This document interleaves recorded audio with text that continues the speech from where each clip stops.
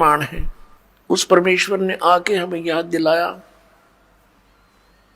झूठे सुख को सुख कहे, ये मान रहा मन मोद, ये सकल चबीना काल का, कुछ मुख में कुछ गोद। परमात्मा ने हमें याद दिला कि तुम्हें यहां ऐसे रोक रखा है जैसे कसाई बकरे पालता है, बकरियां पालता है, नर और मादा को एक ही स्थान पर रख लेता है सैकड़ों की संख्या में। जिस कसाई की अच्छी कंजम्पशन होती है वो कई सैकड़ों की संख्या में बकरे और बकरियों को पालता है, उनके लिए एक चरागाह बना देता है, एक तालाब बनाता है, एक शेड डाल देता है गर्मी और सर्दी से बचने के लिए। वे वहां उसके नीचे आ जाते हैं और उनकी बड़ी देखभाल करता है, केयर टेक करता है। तो वो बकरे भोले भाले ये समझते हैं कि हमारा स्वामी, हमारा मालिक बड़ा दयालु है, हमारे लिए कितनी सुविधा दे रखी है। लेकिन उनको ये ज्ञान नहीं कि जब तुम्हारे यहाँ से वो किसी के बेटे को निकाल ले जाता है, किसी की बेटी को, किसी की माँ को, किसी के भाई या पिता को, तो उस समय इसकी दयालुता तुम्हारी बुद्धि में नहीं रहती। तो पुण्यात्मा, जब वो कसाई बकरों के पास जाता है, वो बकरे उसको नेक व्यक्ति जान के, अपना हितैषी मान के उसकी तरफ दौड़ कर जाते हैं, उसको प्यार देना चाहते हैं। जैसे कोई किसी पशु को संभालता है प्रतिदिन, और वो पशु भैंस या गाय बैल, जब भी वो व्यक्ति उसके पास आता है उससे वो प्यार करता है, उससे लाड करता है, क्योंकि आत्मा के अंदर किए कर्म के प्रतिफल का एक विशेष भाव बनता है। इसी आधार से वो बकरे उस कसाई के हाथ को चाटते हैं, कोई ऐसे ऊपर को पैर करके उसको सीने से लगाना चाहता है, प्यार देना चाहते हैं। अब वो ऐसे पकड़ कर देखता है, बकरों को हाथ लगा कर देखता है जगह जगह से। वो तो ये देख रहा है इसमें ये कितना मांस चढ़ गया, इसके ऊपर कितने कै किलो का बिकेगा, और वो चाटते हैं, उसको लाड देते हैं, ऐसे जीभ से चाट चाट कर प्यार देते हैं, बड़ा नेक आदमी है। और वो एस्टीमेट लगाने लग रहा है ये कितने का बिकेगा। परमात्मा ने आके बताया कि ठीक इसी प्रकार खाई खुराका पैन पोशाका यम का बकरा पलता है। कहते हैं खाई खुराका और पैर पोशाका, यहाँ यम का बकरा पलता है। इस काल के बकरे पल रहे हो तुम। आप देखते हो पीछे से एक श्रद्धालु सत्संग से जा रहे थे, सच्चा सौदा सिरसा वाले के पेपर में आई थी, और उसके 6 सदस्य यानी टोटल कुल के कुल सारे मर गए एक्सीडेंट में, एक बुढ़ा बच गया। और हम कई जगह देखते हैं, जैसे एक बार भूकंप आया था गुजरात के अंदर, और सभी व्यक्ति 26 जनवरी यानी गणतंत्र दिवस भारत का मनाने के लिए तैयार थे। सन 2000 की बात है, 26 जनवरी की।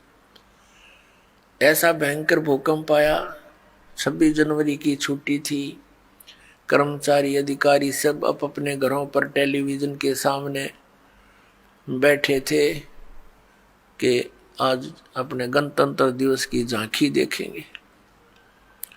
ऐसा भयंकर भूकंप आया, जिन मकानों को, कोठियों को, संपत्ति को बनाने में सारा जीवन न्यौछावर कर दिया, उन्हीं कोठियों के नीचे दब के पूरे के पूरे परिवार नष्ट हो गए। पुण्यात्माओं, इस काल ने आप और हमारे ऊपर इतना प्रेशर डाल रखे हैं, तीनों गुणों का 3 इंजेक्शन लगा रखे हमारे, ये लगे ही रहते हैं, इनका प्रभाव हमारे ऊपर बना ही रहता है कंटिन्यूसली। तो उसके कारण हम इतने प्रभावित हैं कि हम अपने उद्देश्य को ही भूल चुके हैं। अब विचार करो, जो व्यक्ति उस भूकंप में मर गए या दुर्घटना में मर गए, वो कौन सी क्रियाएं किया करते थे, उनके क्या उद्देश्य थे, उनकी कितनी इच्छाएं थी, और हमारी क्या है, हम क्या सोचते हैं, हम कर क्या रहे हैं। एक भक्त बता रहा था कि मेरी मम्मी बात नोत कर आई थी, 5 लड़कियां थी, जिनमें से 3 का विवाह इकट्ठा ही था। 3 बेटियों का विवाह हो तो उस समय इस मनुष्य के माइंड की नीडल या सुई 100 से नीचे नहीं रहती। कभी उधर सोचा ये करूंगा वो करूंगा, चिंता ये बनाई रखी हमारे साथ, इसने लगाई रखा है, बस की बात नहीं। हमारी परंपराएं ऐसी बन गई जो हमें केवल दुख ही देती हैं, सुख नहीं देती। विवाह के अंदर भात नौत का आना, फिर एक विवाह फिर उन भाइयों का शुरू हो जाता है, एक बहन का शुरू हो रहा है। तो इस तरह हम अपनी परंपराओं को, रीतियों को गलत बनाकर भी 90% दुखी हैं। अब वो रोहतक बस स्टैंड पर खड़ी थी, एक बस से उतरी थी, दूसरी का इंतजार कर रही थी, और खड़ी खड़ी सोच भी रही थी, क्योंकि जिसके 3 बेटियों का ब्याह हो, जो अनुपदेशी है। हमारे भगत तो अब इस बीमारी और बुराई से कति दूर हो जाएंगे, ज्ञान से होंगे, कोई प्रतिबंध से नहीं होती ये बातें। बच्चों का विवाह भगवान ने कर रखा होता है, या हमारी भूल है बाद में जो ड्रामा बाजी, नाचा कूदी, डीजे बजाना, फंड करना, ये कोरी बकवाद है।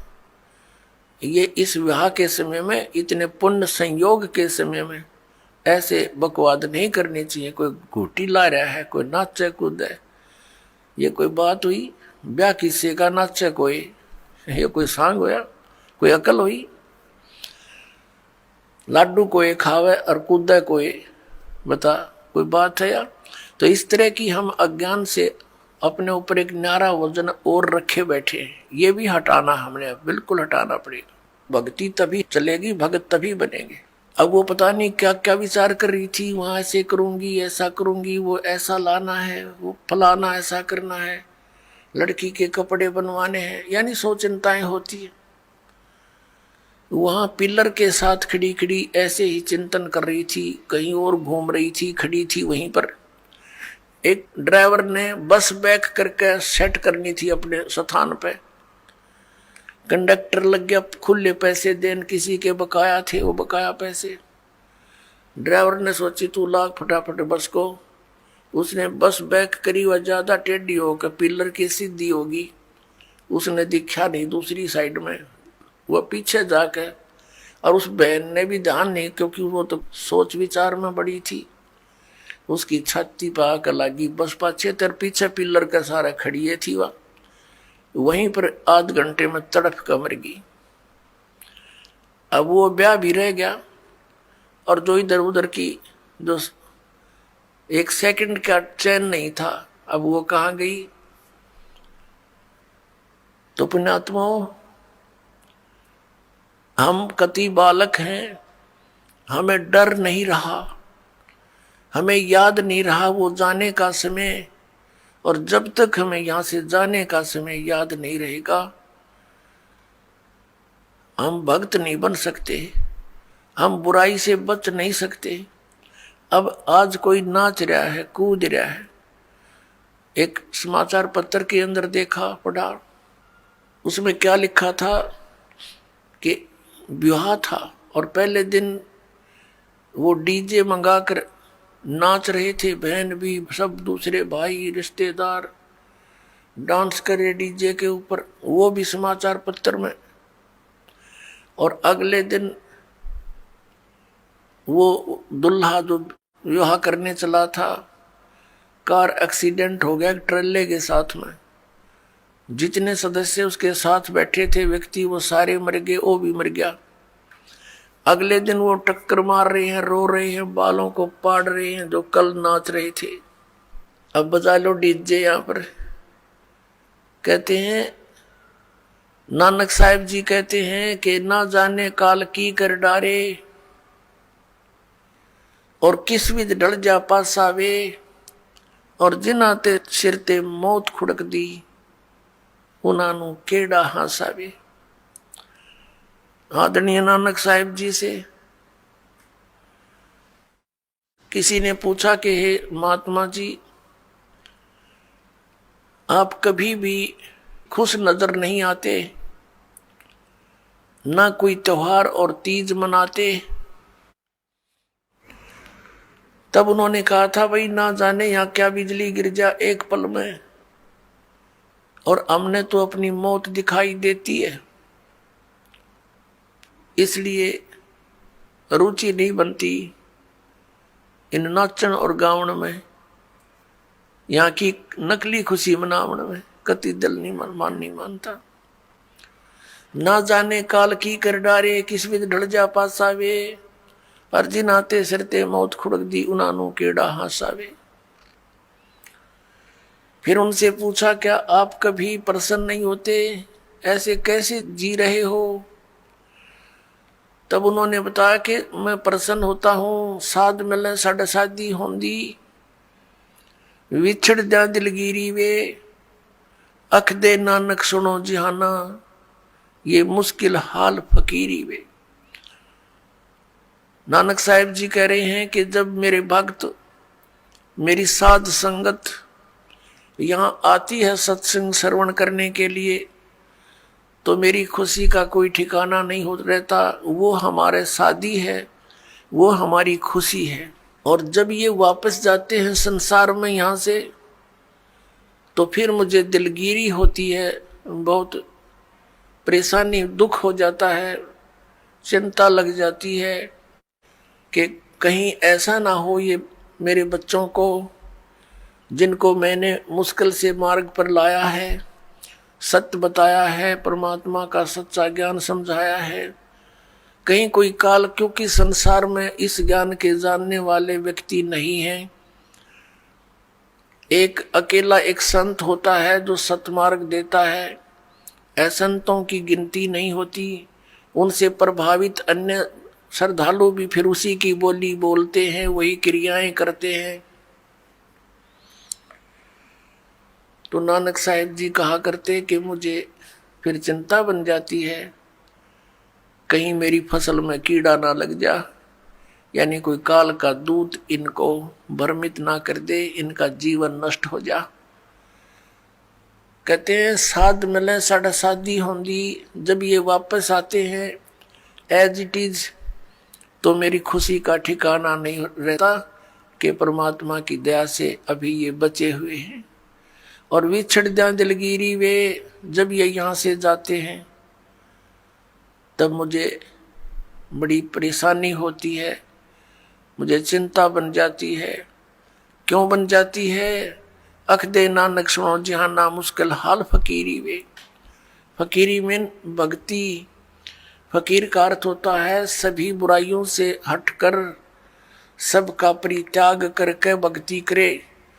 तो जैसे भी बुराइयां कुरीतियां संतों ने हटाने की चेष्टा की, तो अन्य समाज ने उसको लगाने की चेष्टा की। तो जिस कारण से भक्त और संसार के अंदर सदा से ही विरोध बना रहा, क्योंकि संसार की जो रीतियां रिवाज हैं वो काल प्रेरित है, वो यही रहने की है। और संतों की मर्यादा इस काल की मर्यादाओं से हटकर है, वो भक्ति बाधक है। इसलिए अन्य समाज के लोग कहते हैं देखो इन्होंने तो माता धोकनी भी छोड़ दी, इन्होंने तो बाबा श्याम जी भी नहीं पूज रहे हैं, ये तो ऐसे भी नहीं कर रहे हैं, ये तो दिवाली भी नहीं मना रहे हैं, ये कैसे हो गए हैं? इन तो बट्ठा बैठा दिया। एक भक्त बतावा था, कहने लगा जी आज 10 वर्ष हो गए हमने कोई त्योहार नहीं मना लिया। नाम लिया था उसने उस दिन, फिर वो अपने दुख गिनावा था। कह रहा था जी हमने 10 वर्ष हो गए हमारा त्योहार नहीं मन लिया, ना होली ना दिवाली ना तीज ना कोई अन्य। क्या कारण? कि हमारा परिवार है, कभी तो हमारे घर में कोई खुद जवान भाई की मृत्यु हो जाती है, 1 वर्ष उसकी चिंता पूरी होती है, तब तक दूसरा कोई रिश्तेदार निकट में, जैसे बहन का पति मर गया, फिर त्योहार मने नहीं, फिर कोई बिल्कुल साथ में का केताऊ का मर गया जवान, फिर ऐसे, फिर लड़का मर गया। 10 वर्ष हो गए हमने त्योहार नहीं मना लिया। तो फिर इन त्योहारों को किस लिए मनाते हैं? या तो फिर भी मनाओ अगर इतने कंपलसरी है तो। ये कहने का भाव ये है, यहाँ कुछ मनाने की जरूरत ना है, या तो भगवान के गुण गान की आवश्यकता है। और उस समय को याद रखे, ये जाने का समय याद रखे। अब हम कितने मूर्ख बना रखे हैं। ये दास सत्संग करने जाया करता था, तो वहां ऐसे ही भक्तों के साथ हमारे जो एक आध भक्त नाम लेता, वहां पाठ करते, हम 2-3 दिन रुकते, तो एक व्यक्ति जैसे ही बुला लेते जी आज उस ज्ञान समझ लो, वो बुला ले उसको, वो बैठ कर लगा एंड बैंड बोलन। कहते भक्ति तो अपने मनमय होती है, गुरु बनाने से क्या भक्ति होती है, ले कर दे दे और करके खा ले, बस यही सब कुछ होता है। काफी ऐसी ऐसी बातें करता रहा, समझाने की चेष्टा की, नहीं माना। क्योंकि उसका 10-15 किले एकड़ जमीन थी, अच्छा ट्यूबवेल ला रखा था खेतों में, तो उसने फिर क्या जरूरत थी, क्या आवश्यकता समझा था भगवान की? युवा शरीर था। काफी समझाने की चेष्टा की, एंड बैंड बोलता रहा, उठ कर चला गया। खान पीन की उम्र है और भी अब फांसी लगा रहे हो आप, बीड़ी नहीं पीनी, शराब नहीं पीनी, मांस नहीं खाना, नाचना कूदना नहीं है, यूं कहकर उठ कर चला गया। और कहता है कि भक्ति तो बुढ़ापे में करया करें, वृद्ध अवस्था हो जा। तो उसको बता भी बुढ़ापे में भक्ति कठिन हो जाएगी जब पहले से स्टार्ट ना हुई तय। क्योंकि बुढ़ापे में तो फिर सारी ये आपदाएं आती हैं, कभी आंख बनवानी, कभी दांत पड़वाने, कदे पिंडी भड़के, कभी सिर में दर्द, और बड़ा परिवार हो जाता है, कदे कोई बीमार, कोई किसी की मृत्यु, वह सारी उस वृद्ध के चोट लगा करे। अब कदे खांसी सतावे, कदे और 100 समस्याएं हो जाती है, उठ के बैठा जाना, और क्या पता वृद्ध अवस्था तक प्राणी जीवित रहेगा कि ना रहेगा। तो भक्ति के लिए तो संतों ने बताया है, सदग्रंथों में भी यही लिखा पाया है कि भक्ति के लिए जब भी बच्चा 3 वर्ष का हो जाए, बोलने लग जा, 3 वर्ष के बालक को उपदेश दिला देना चाहिए, जैसा भी करे वो थोड़ा बहुत करता रहेगा। क्योंकि घर में जब चर्चा चलती है, मंत्र चलेंगे तो वो भी बोलेगा, अपने आप बोलता रहेगा, बच्चे को ज्यादा असर होता है, प्रभाव बनता है। तो 3 वर्ष तक बच्चा माता पिता के आश्रित होता है। माता पिता ने दीक्षा ले ली, मर्यादा में रहेंगे तो परमात्मा उनके उस सत्र के बच्चों की भी रक्षा करेंगे, और फिर उन बच्चों को नाम से जोड़ देना चाहिए। तो फिर क्या देखा, 1 महीने के बाद फिर उसी गांव में, नगर में जाने का परमात्मा ने संयोग बनाया, सत्संग था। तो दूसरी बार जब दास गया, वहां पता चला कि वो व्यक्ति जो यहां वाद विवाद करे था, वो उसकी मृत्यु होगी। और मृत्यु भी कैसे होगी, कैसे हुई, बड़ी दर्दनाक तरीके थे। उसका अपना एक कुआं था। इस साइड की बात है, बाडड़ा साइड की, हरियाणा की।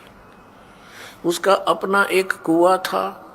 उस कुएं में नीचे जल था।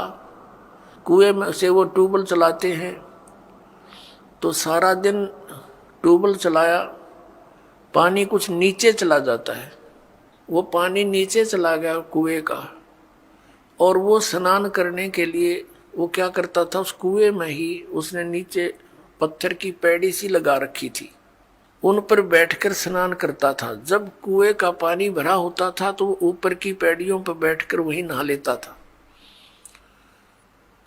और फिर क्या, उस दिन पानी गया नीचे उतर, और उसने सोचा इस नीचे वाली पैड़ी पर बैठकर नहा लूं, और दायरा कम से कम 5 फुट नीचे। उसने ध्यान किया नहीं। वो नीचे जाया तो उस पैड़ी पर काई लगी हुई थी, पैर फिसल गया और कुएं में गिर गया। उसने चेष्टा की पैड़ी को पकड़ने की, वो उसके हाथ की रेंज से बाहर हो गई और उसके अंदर वो डूब कर मर गया।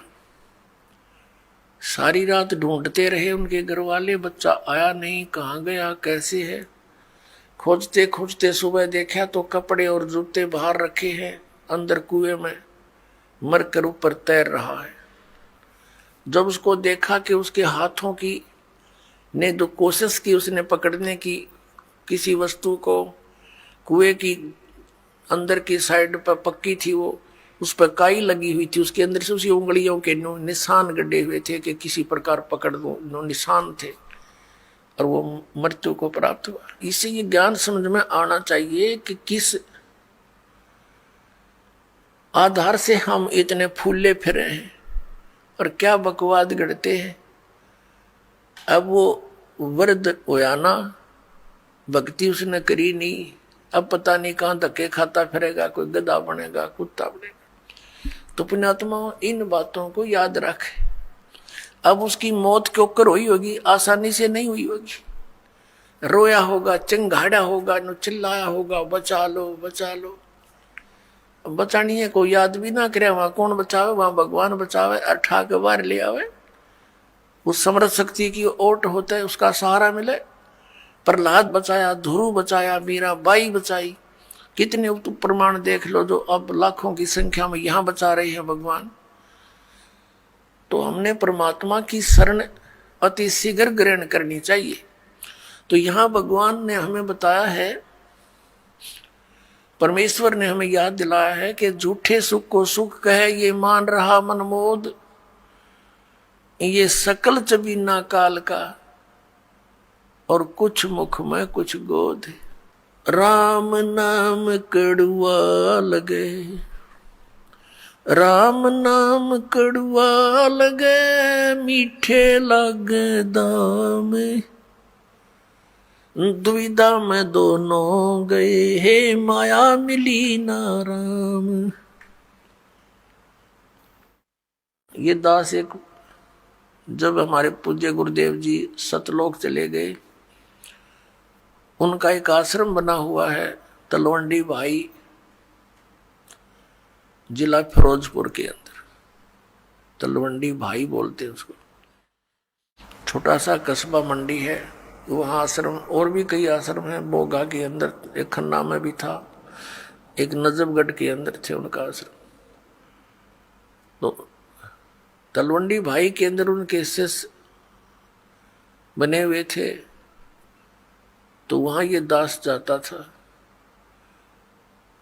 सेकंड संडे को सत्संग करने के लिए।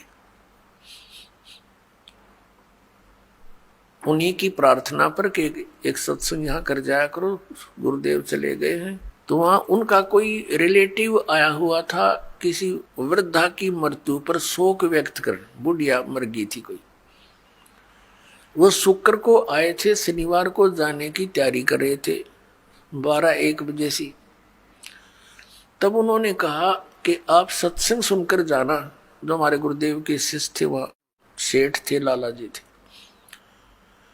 कल सत्संग होगा 9 बजे, गर्मियों के दिन थे कि कल 9 बजे ही सत्संग शुरू होगा, 11 बजे तक सत्संग होता है, सत्संग सुनकर फिर जाना। कहने लगा मैंने बहुत सत्संग सुने हैं, गुरु भी बना रखे है, ऐसी कोई बात नहीं।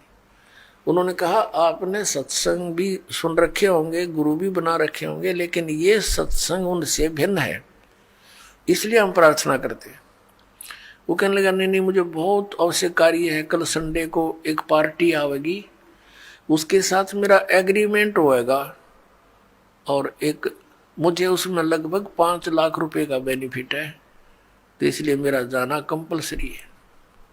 उन्होंने कहा कोई बात नहीं, संडे को 1-2 बजे आते होंगे। हाँ 1-2 बजे आएंगे, तो आप सुबह निकल जाना, 12 बजे चलोगे तो 3 बजे तक पहुंच जाओगे। 4 बजे चंडीगढ़ जाना था उसे। कहने का भाव उसने कतई नहीं मानी और चल पड़ा।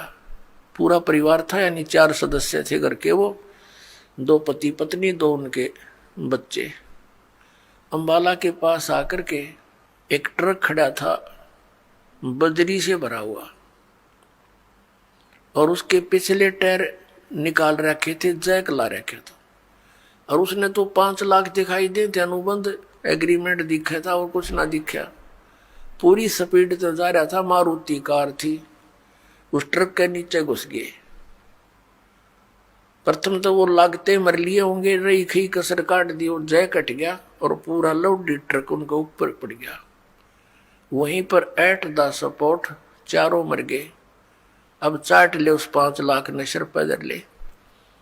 अब परमात्मा कहते हैं जो काम करने का था उसके तो निकट भी नहीं आते, सारा दिन यही गोबर के बूंद की तरह इसने इकट्ठा करने पर लगे रहते और ये यहीं रह जाता है।